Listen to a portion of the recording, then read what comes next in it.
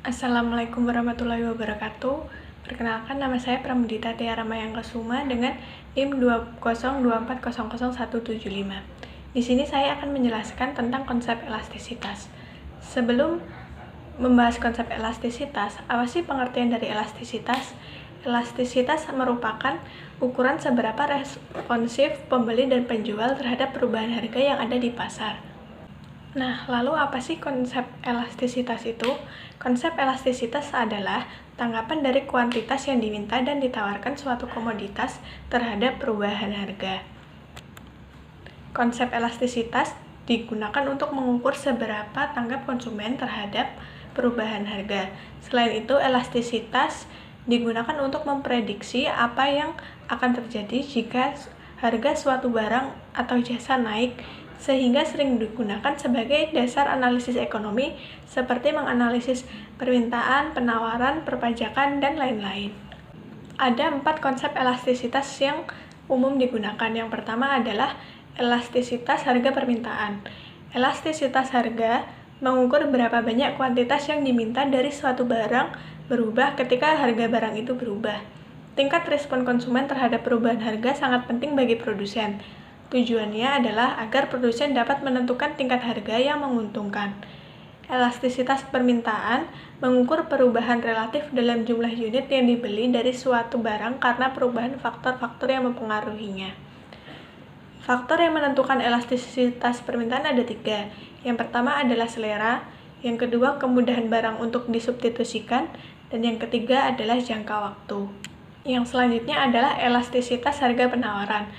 Menurut Gregory Mankiw tahun 2017, elastisitas harga penawaran merupakan indikator untuk mengukur besarnya perubahan jumlah barang yang ditawarkan akibat perubahan harga barang. Elastisitas penawaran secara umum adalah tingkat perubahan penawaran barang dan jasa karena perubahan harga barang dan jasa tersebut. Sebagian besar barang yang memiliki penawaran lebih elastis dalam jangka panjang daripada jangka pendek, karena dalam jangka panjang perusahaan mampu mengatasi kendala yang muncul pada saat jangka pendek. Ada 3 faktor yang mempengaruhi elastisitas penawaran.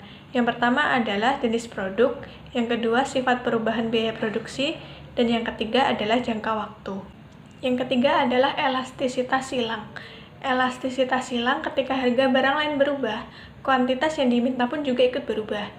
Elastisitas silang digunakan untuk menentukan sifat hubungan antar komoditas, untuk mengukur kepekaan permintaan suatu barang terhadap perubahan harga barang lain, yaitu harga barang yang terkait dengan barang tersebut dalam bentuk barang pelengkap dan dalam bentuk barang substitusi.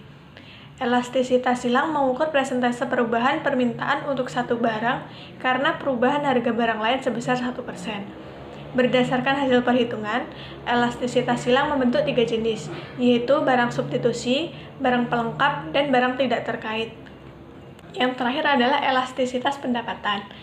Elastisitas pendapatan adalah perubahan permintaan yang disebabkan oleh perubahan pendapatan konsumen. Jika pendapatan berubah, kuantitas yang diminta pun juga ikut berubah.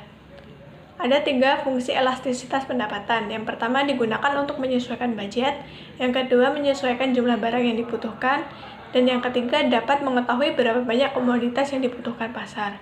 Ada pula faktor-faktor yang mempengaruhi elastisitas pendapatan. Yang pertama adalah selera konsumen, yang kedua harga barang substitusi, yang ketiga harga jual barang, yang terakhir harga barang pelengkap. Sekian dari saya, terima kasih. Wassalamualaikum warahmatullahi wabarakatuh.